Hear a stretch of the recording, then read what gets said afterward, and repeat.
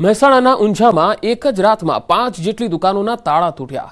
પ્રતાપ ચંબરની દુકાનના શટર તોડી તસ્કરોએ દુકાનમાં પ્રવેશ કર્યો। તસ્કરોએ વેપારની ચેકબુક પાસબુક પણ રસ્તા પર ફેંકી દીધી હતી। ચોરી માટે આવેલા તસ્કરો સીસીટીવીમાં કેદ થયા છે। આ તસવીરો જુઓ। સમગ્ર મામલે ઊંઝા પોલીસ હવે કાર્યવાહી કરી રહી છે। એક જ રાતમાં 5 દુકાનોના તાળા તૂટ્યા છે।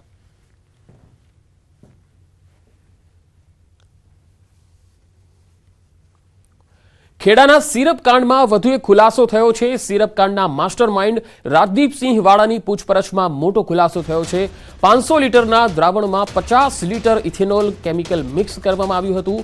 આ મિશ્રણયુક્ત સિરપમાંથી 1200 થી 1300 બોટલ તૈયાર કરવામાં આવી, જેના પર આયુર્વેદિક સિરપનું નકલી સ્ટીકર લગાવવામાં આવતું। આરોપી યોગેશ સિંધી ગ્રામ્ય વિસ્તારોમાં આ બોટલનું વેચાણ કરતો હતો।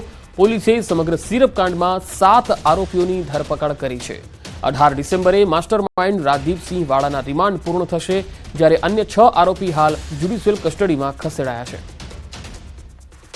વધુ માહિતી સાથે સંવાદદાતા ઉમંગ મારી સાથે ખેડાથી જોડાયા છે। ઉમંગ, આ જે પ્રવાહી વડે સિરપની 1300 જેટલી બોટલો બનાવવાનો જે ખુલાસો થયો છે, હાલ પોલીસ આ મામલામાં શું કાર્યવાહી કરી રહી છે? ચોક્કસથી પંકજ, એક વાત હવે સ્પષ્ટ થઈ ગઈ છે કે બજારની અંદર સિરપના નામે દારૂ વેચાતો હતો।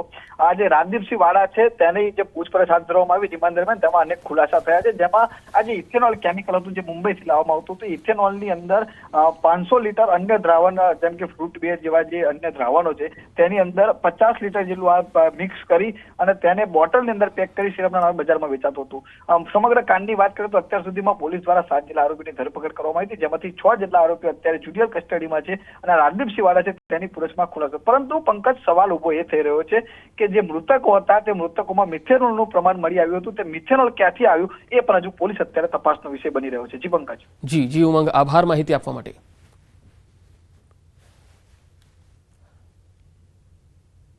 વાત હવે દ્વારકાની। દ્વારકામાં બરડા ડુંગરમાં દેશી દારૂની ભઠ્ઠી પકડાઈ।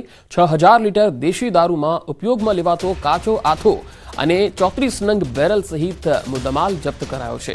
લોકલ ક્રાઇમ બ્રાન્ચની ટીમ બરડા ડુંગરમાં રેડ પાડવા પહોંચી હતી। પોલીસની રેડમાં 2 આરોપી ફરાર થઈ ગયા છે। બરડા ડુંગરના ભંડક નેસમાં દારૂની ભઠ્ઠી ચાલતી હતી। પોલીસે ફરાર આરોપી વિરુદ્ધ ગુનો નોંધીને આગળની તપાસ હાથ ધરી છે।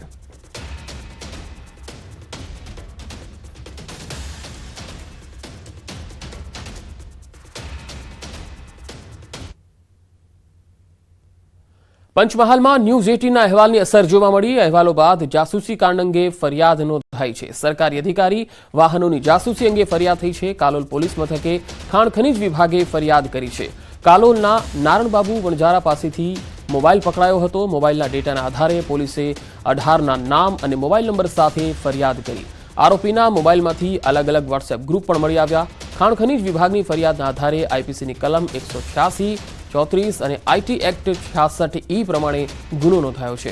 તાજેતરમાં પંચમહાલમાં સરકારી અધિકારીઓ અને વાહનોના લોકેશન શેર કરવાનું જાસૂસી કૌભાંડ સામે આવ્યું। વોટ્સએપ ગ્રુપમાં ખાણ ખનીજ માફિયાઓ અલગ અલગ ગ્રુપ બનાવીને અધિકારીઓના લોકેશન શેર કરી જાસૂસી કરતા હતા। જોકે ન્યૂઝ 18ના અહેવાલ બાદ આવા ગેરકાયદે ગ્રુપના સભ્યો આપોઆપ રિમૂવ થવા લાગ્યા હતા। અહેવાલો બાદ માફિયાઓએ ગ્રુપમાંથી સભ્યોને પણ દૂર કર્યા હતા। જોકે હવે ફરી અલગ ગ્રુપ માટે 500 રૂપિયા ચૂકવીને સભ્યો બનવાની ઓડિયો ક્લિપ વાયરલ થઈ છે।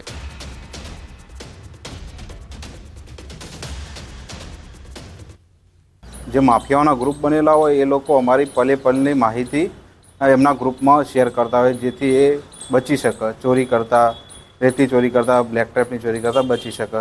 તો એ જાણ થતાં અમે એક માણસનો ફોન પકડી પાડેલો એસડીએમ હાલોલ સાહેબે। તો એના આધાર ઉપર કાલે અમે ફરિયાદ નોંધાવી છે કાલોલ પોલીસ સ્ટેશને। અને હવે બ્રેકમાં જતા પહેલા નજર ટોપ 3 હેડલાઇન્સ પર। સુરતમાં પીએમ મોદીએ એરપોર્ટ ટર્મિનલનું કર્યું ઉદ્ઘાટન। એરપોર્ટથી ડાયમંડ બુર્સ સુધીનો રોડ શો, વિશ્વના સૌથી મોટા ડાયમંડ બુર્સનું ઉદ્ઘાટન। ગુજરાતવાસીઓ હવે કડકડતી ઠંડી માટે થઈ જાઓ તૈયાર। હવામાન વિભાગે ઠંડીની કરી આગાહી। 2 થી 3 ડિગ્રી તાપમાનમાં થશે ઘટાડો। રાજકોટના જંગલેશ્વરમાં બાળક પર 7 થી 8 શ્વાને કર્યો હુમલો। શ્વાન હિંસક બનતા સ્થાનિકોમાં ભયનો માહોલ।